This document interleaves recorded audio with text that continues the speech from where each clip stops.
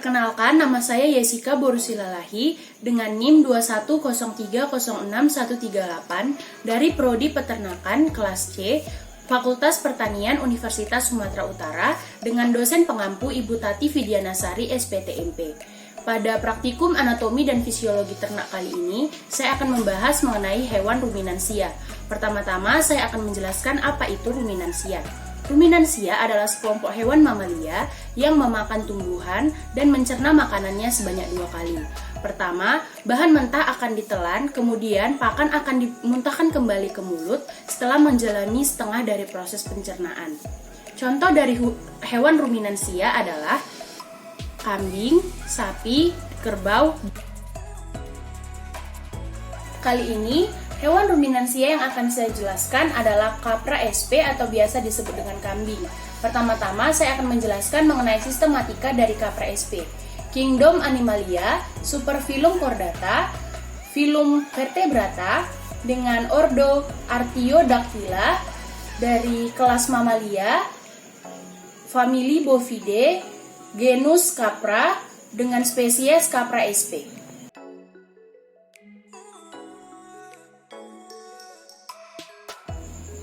Selanjutnya, saya akan menjelaskan mengenai traktus digestivus atau sistem pencernaan dari Capra SP. Pertama-tama, saya akan menunjukkan gambar dari traktus digestivus Capra SP. Ini gambar traktus digestivus atau sistem pencernaan dari Capra SP.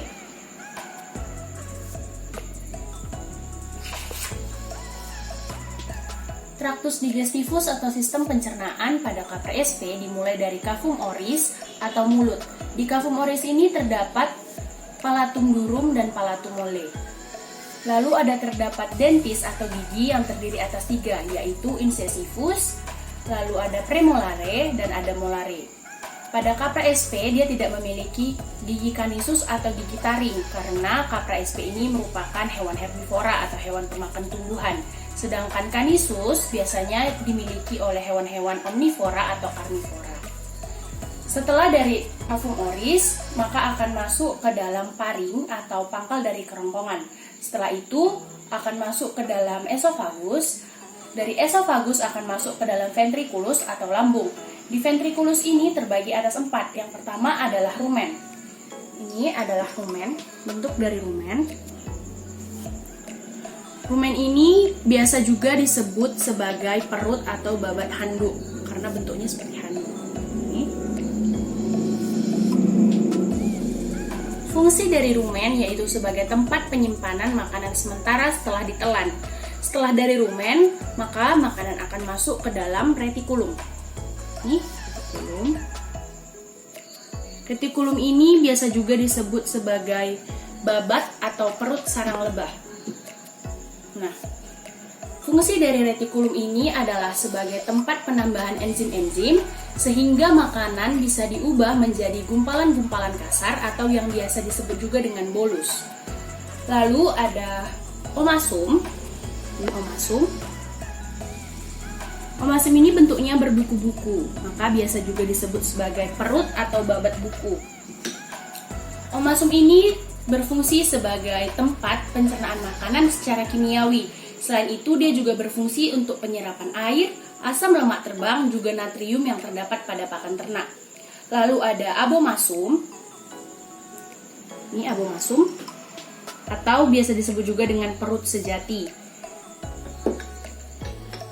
Pada abomasum ini, dia menjadi tempat fermentasi selulosa yang dibantu dengan bakteri.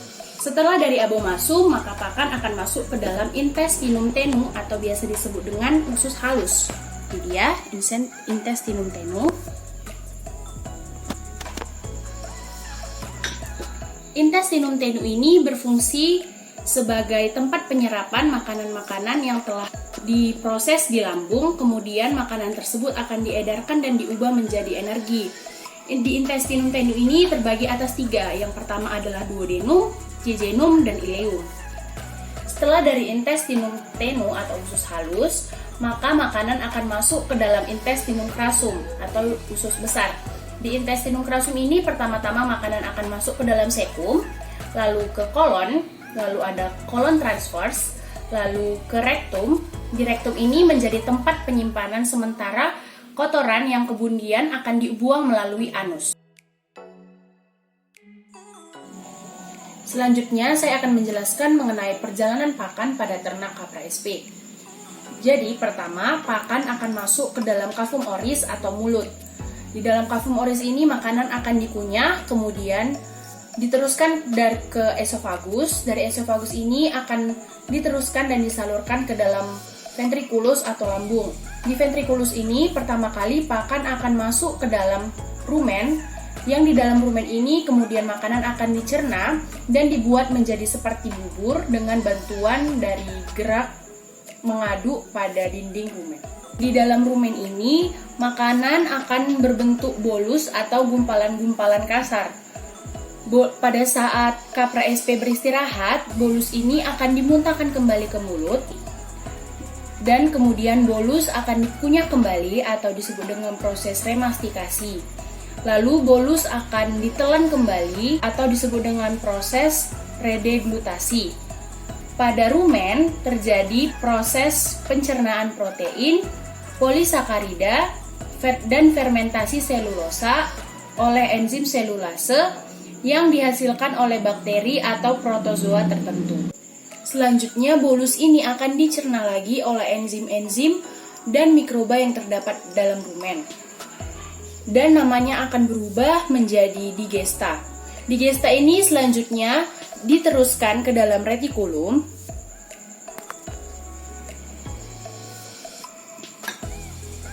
Pada retikulum ini, maka digesta akan mengalami proses fermentasi yang dibantu oleh bakteri-bakteri anaerob dan juga protozoa tertentu.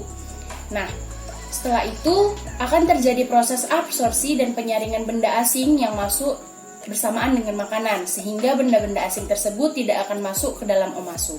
Selanjutnya, makanan akan masuk ke dalam omasum.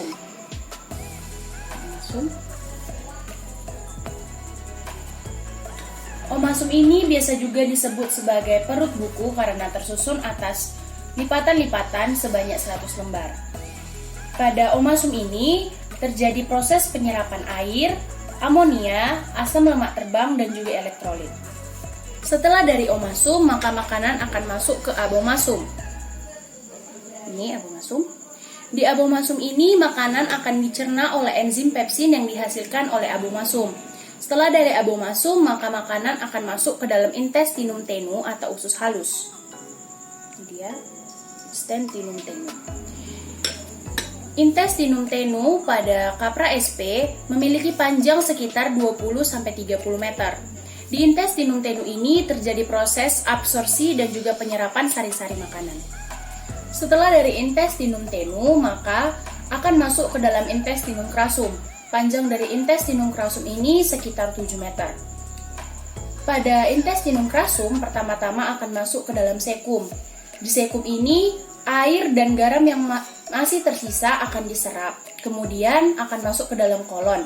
Setelah dari kolon, maka feses akan masuk dan disimpan sementara di dalam rektum, sebelum akhirnya akan dibuang melalui anus.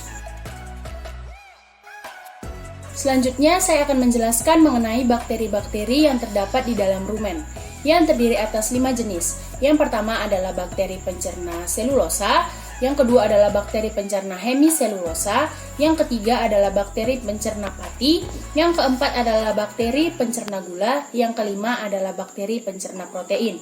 Pertama-tama saya akan menjelaskan mengenai bakteri pencerna selulosa, yang terdiri dari Bacteroides succinogenes, Ruminococcus flavescens, dan Ruminococcus albus. Yang kedua, saya akan menjelaskan mengenai bakteri pencerna hemiselulosa, yang terdiri dari Bacteroides ruminicola, yang kedua adalah Ruminococcus sp, lalu ada Butyrofibro fibrisolvens. Yang ketiga adalah bakteri pencerna pati, yang terdiri atas Bacteroides amylopilus, yang kedua adalah Streptococcus bovi. Yang keempat adalah bakteri pencerna gula, yang terdiri atas Treponema bryantii dan Lactobacillus ruminus. Yang terakhir adalah bakteri pencerna protein, yang terdiri atas Clostridium sporogenus, dan yang kedua adalah Bacillus licheniformis. Demikianlah praktikum anatomi dan fisiologi saya pada saat ini tentang ternak ruminansia yaitu Capra SP. Sekian dan terima kasih telah menyaksikan.